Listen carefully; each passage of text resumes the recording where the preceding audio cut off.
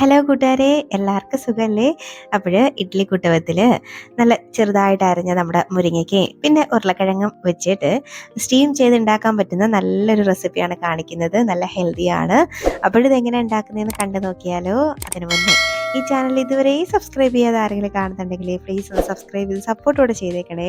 അപ്പോൾ ഇത് ഉണ്ടാക്കുന്നത് എങ്ങനെയാണെന്ന് കണ്ടു നോക്കാം. അതിന് വേണ്ടിയിട്ട് ഒരു ഇഡ്ഡലി കുട്ടകത്തിൽ കുറച്ച് വെള്ളമൊക്കെ ഒന്ന് എടുത്ത് വെച്ചിട്ട് നമ്മുടെ ഇഡ്ഡലി ഉണ്ടാക്കുന്ന ആ സംഭവം ഉണ്ടല്ലോ, അതങ്ങോട്ട് വെച്ച് കൊടുത്തിട്ട് ആ തട്ടൊന്ന് വെച്ച് കൊടുത്തിട്ട് മുരിങ്ങയ്ക്ക് ദാണ്ട് ഇതുപോലെ ഒന്ന് അരിഞ്ഞ് ചേർത്ത് കൊടുക്കാം. അപ്പോൾ എല്ലാം ഒന്ന് വെച്ച് കൊടുക്കുന്നുണ്ടേ.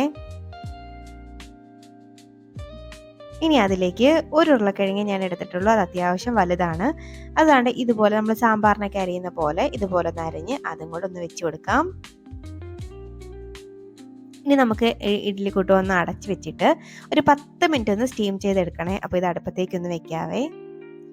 അപ്പോൾ അത് അവിടെ നിന്ന് സ്റ്റീം ആകുമ്പോഴത്തേനും നമുക്ക് ചെറിയ ഒരു മസാല ഒന്ന് റെഡിയാക്കി എടുക്കണം. അതിനൊരു പാനിലോട്ട് ഒരു 2 ടേബിൾ സ്പൂണോളം കോക്കനട്ട് ഓയിലാണ് ചേർത്ത് കൊടുക്കുന്നത്. അതങ്ങോട്ട് ചേർത്ത് കൊടുക്കാം. ഇനി ഒരു സവാള ഇതുപോലെ നീളത്തിൽ അരിഞ്ഞ് ഒന്ന് ചേർത്ത് കൊടുക്കാം. ഇനി അതിലേക്ക് ഒരു പീസ് ഇഞ്ചി എടുത്തിട്ട് അത് ഇതുപോലെ ചെറുതായിട്ടൊന്ന് അരിഞ്ഞ് ചേർത്ത് കൊടുക്കാം. ഇനി ഒരു 10ഓളം വെളുത്തുള്ളി അല്ലിയും കൂടെ ചേർത്ത് കൊടുക്കുന്നുണ്ട്. ചേർത്തിട്ട് ചെറുതായിട്ട് ഇതൊന്ന് ട്രാൻസ്പെറൻ്റ് ആയി ഇതിൻ്റെയൊക്കെ ഒരു പച്ചമണം ഒന്ന് മാറി ഒന്ന് വെന്ത് വരുന്നവരെയും ഒന്നങ്ങ് വഴറ്റിയെടുക്കാം.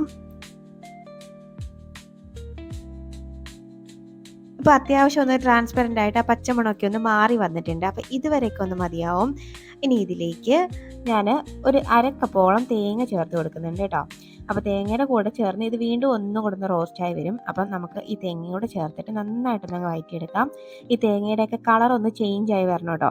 നന്നായിട്ടങ്ങ് ബ്രൗൺ ഷെയ്ഡിലൊന്നും എത്തണ്ട, എങ്കിലും അതിനടുത്തൊക്കെ വരണം കേട്ടോ. അതുവരെയും ഒന്നങ്ങ് വഴറ്റിയെടുക്കാം. ഈ പരുവം വരെ ഒന്ന് വഴറ്റിയെടുക്കാവേ. അപ്പോൾ ഇതുവരെയും ഒന്ന് വഴറ്റിയെടുത്തിട്ട് ഇനി അതിലേക്ക് ഞാനൊരു 2 തക്കാളി ചേർത്ത് കൊടുക്കുന്നുണ്ട്. അപ്പോൾ 2 തക്കാളി നല്ല മീഡിയം സൈസ് തക്കാളി ആയിരുന്നു കേട്ടോ. അപ്പം ഒരുപാട് വലുതാണെങ്കിൽ ഒരെണ്ണം എടുത്താലും മതിയാവും. ചേർത്തിട്ട് ഈ തക്കാളിയുടെ പച്ചമണമൊക്കെ ഒന്ന് മാറി തക്കാളി ഒന്ന് വെന്ത് വരുന്നവരെയും ഒന്നങ്ങ് വഴറ്റിയെടുക്കാം.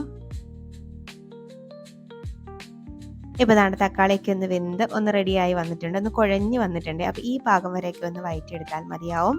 ഇനി നമുക്ക് ഈ ഫ്ലെയിം അങ്ങ് ഓഫാക്കി ഇതൊന്ന് തണുക്കാനായിട്ട് വെയിറ്റ് ചെയ്യാവേ. ഇപ്പോൾ ദാണ്ടേ നമ്മുടെ ആ അടുപ്പത്ത് സ്റ്റീം ചെയ്യാൻ വെച്ചിരുന്ന സംഭവങ്ങളൊക്കെ നന്നായിട്ടൊന്ന് വെന്ത് വന്നിട്ടുണ്ട്. അപ്പോൾ ഇതും അങ്ങോട്ടെടുത്ത് മാറ്റി വെക്കാവേ. അതെ, നമ്മുടെ ആ മിക്സ് ഒന്ന് തണുത്തിട്ടുണ്ട്. അതാണ് ഇതുപോലെ നന്നായിട്ടൊന്ന് പേസ്റ്റ് ആക്കി അരച്ചെടുത്ത് മാറ്റി വയ്ക്കാം. ഇനി അതേ പാനൊന്ന് എടുത്തിട്ട് അടുപ്പത്തേക്ക് വെച്ചിട്ട് അതിലേക്ക് വീണ്ടും ഒരു 2 ടേബിൾ സ്പൂണോളം കോക്കനട്ട് ഓയിലാണ് ചേർത്ത് കൊടുക്കുന്നത്. ഓയിൽ ചേർത്തിട്ട് ഇതിലേക്ക് ഒരു സവാളയുടെ പകുതിയാണ് എടുത്തേക്കുന്നത് കേട്ടോ. അതെടുത്തിട്ട് ഇതുപോലെ ചെറുതായിട്ടൊന്ന് അരിഞ്ഞ് ചേർത്ത് കൊടുക്കാം. ചേർത്തിട്ട് നന്നായിട്ടൊന്നങ്ങ് വഴറ്റിയെടുക്കാവേ. ഇതുപോലെ ഒന്നങ്ങ് വഴറ്റിയെടുക്കാം. ഇനി അതിലേക്ക് കുറച്ച് പൊടികളൊന്ന് ചേർത്ത് കൊടുക്കണം. 1 ടേബിൾ സ്പൂണോളം മുളക് പൊടി ചേർത്ത് കൊടുക്കുന്നുണ്ട്. ഇനി ഒരു 1/4 ടീസ്പൂണോളം മഞ്ഞൾപ്പൊടിയാണ് ചേർത്ത് കൊടുക്കുന്നത്. പിന്നെ 1 ടേബിൾ സ്പൂൺ മല്ലിപ്പൊടിയും കൂടെ ചേർത്ത് കൊടുക്കുന്നുണ്ട്. ചേർത്തിട്ട് ഈ പൊടികളുടെയൊക്കെ പച്ചമണം മാറുന്നവരെയും നന്നായിട്ടൊന്നങ്ങ് വഴറ്റിയെടുക്കാം. പൊടികൾ ചേർക്കുമ്പോൾ നല്ല ലോ ഫ്ലെയിമിൽ വെച്ചിട്ട് വേണം കേട്ടോ അതൊന്ന് ചേർക്കാൻ. എന്നിട്ട് ഈ പൊടികളുടെ പച്ചമണം മാറുന്നവരെയും 1 മിനിറ്റൊക്കെ ഒന്ന് വഴറ്റിയെടുത്താൽ മതിയാവും. അതുവരെ ഒന്നങ്ങ് വഴറ്റിയെടുക്കാം.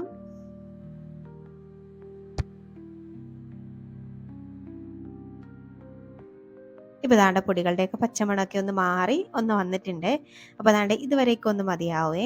ഇനി ഇതിലേക്ക് നമ്മൾ ആ സ്റ്റീം ചെയ്ത് വെച്ചേക്കുന്ന ഐറ്റം ഉണ്ടല്ലോ, മുരിങ്ങയ്ക്കയും ഉരുളക്കിഴങ്ങും, അതങ്ങോട്ട് ഇട്ട് കൊടുക്കാവേ.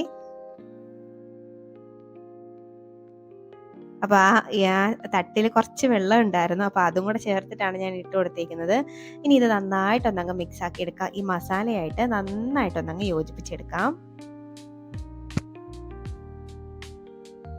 അപ്പോൾ അതാണ് ഇതുപോലെ നന്നായിട്ടൊന്നങ്ങ് യോജിപ്പിച്ച് എടുക്കാവേ. അപ്പോൾ നല്ല ടേസ്റ്റി ആയിട്ടുള്ള ഒരു കറിയാണ് കേട്ടോ. മീനൊന്നും ഇല്ലെങ്കിലും നമുക്ക് ഇടയ്ക്കൊക്കെ ഉണ്ടാക്കാൻ പറ്റിയ ഒരു കറിയാണ്. ഇനി ഇതിലേക്ക് നമ്മളിവിടെ റെഡിയാക്കി അരച്ച് വെച്ചേക്കുന്ന ആ ഒരു മിക്സ് ഉണ്ടല്ലോ, അതും കൂടെ ചേർത്ത് കൊടുക്കാം. ഇനി ആ മിക്സിയുടെ ജാറ് കഴുകിയിട്ട് ഒരു 1/4 കപ്പോളം വെള്ളവും കൂടെ ഞാൻ ചേർത്ത് കൊടുക്കുന്നുണ്ട്. ചേർത്തിട്ട് നന്നായിട്ടൊന്നങ്ങ് മിക്സ് ആക്കി എടുക്കാം. നല്ല പോലെ ഒന്നങ്ങ് മിക്സ് ആക്കി എടുക്കാം.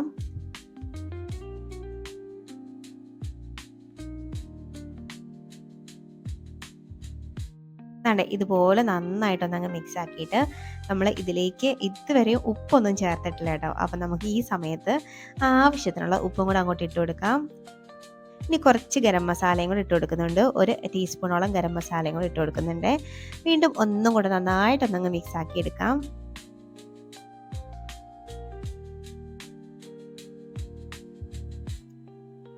അതെ ഇതുപോലെ ഒന്നങ്ങ് മിക്സ് ആക്കിയിട്ട് ഇനി ഒരല്പം കറിവേപ്പിലയും കൂടെ ഞാൻ ഇട്ട് കൊടുക്കുന്നുണ്ട് കേട്ടോ. കറിവേപ്പിലയൊക്കെ ആദ്യം തന്നെ ഇട്ട് കൊടുക്കേണ്ടതാണ്, ഞാനൊന്ന് മറന്നു പോയതാണ് കേട്ടോ. അപ്പോൾ ഇട്ടെടുത്തിട്ട് വീണ്ടും ഒന്നും കൂടെ ഒന്ന് മിക്സ് ആക്കിയിട്ട് നമുക്കിതൊന്ന് അടച്ച് വെച്ചിട്ട് ഒന്ന് വേവിച്ചെടുക്കാം. ഈ മസാലയൊക്കെ നമ്മുടെ ആ ഒരു മുരിങ്ങയ്ക്കകത്തും ഉരുളക്കിഴങ്ങിനകത്തൊക്കെ ഒന്ന് പിടിക്കണ്ടേ, അതിന് വേണ്ടിയിട്ട് ഒരു 5 മിനിറ്റ് ഒന്ന് അടച്ച് വെച്ചാൽ മതിയാവും. ഇപ്പോൾ ദാണ്ടെ ഒരു 5 മിനിറ്റൊക്കെ കഴിഞ്ഞിട്ടുണ്ട്. അപ്പോൾ ഞാനൊന്ന് ഓപ്പൺ ചെയ്യാണ്. ദാണ്ടെ നമ്മുടെ കറിയിൽ എണ്ണയൊക്കെ ഒന്ന് തെളിഞ്ഞ് വന്നിട്ടുണ്ട്. നമ്മുടെ കറി ഇവിടെ സൂപ്പറായിട്ട് സെറ്റായിട്ട് വന്നിട്ടുണ്ട്. അപ്പോൾ നല്ല ടേസ്റ്റി ആയിട്ടുള്ളൊരു കറിയാണ്. നല്ലൊരു മണമൊക്കെയാണ് കേട്ടോ. നിങ്ങൾക്കിത് ചോറിൻ്റെ കൂടെ മാത്രമല്ല ചപ്പാത്തിയുടെ കൂടെ ഒക്കെ കഴിക്കാൻ പറ്റിയൊരു കറിയാണ്. അപ്പോൾ ഒന്ന് ട്രൈ ആക്കിയിട്ട് നിങ്ങളുടെ അഭിപ്രായം കമൻറ്റ് ബോക്സിൽ അറിയിക്കണേ. അപ്പോൾ ഇഷ്ടമാവുകയാണെങ്കിൽ ഒരു ലൈക്കും കൂടെ തന്നേക്കണേ. ഇനി ഒരു റെസിപ്പിയുമായിട്ട് വീണ്ടും കാണാം. അതുവരേക്കും ബൈ. Thanks for watching.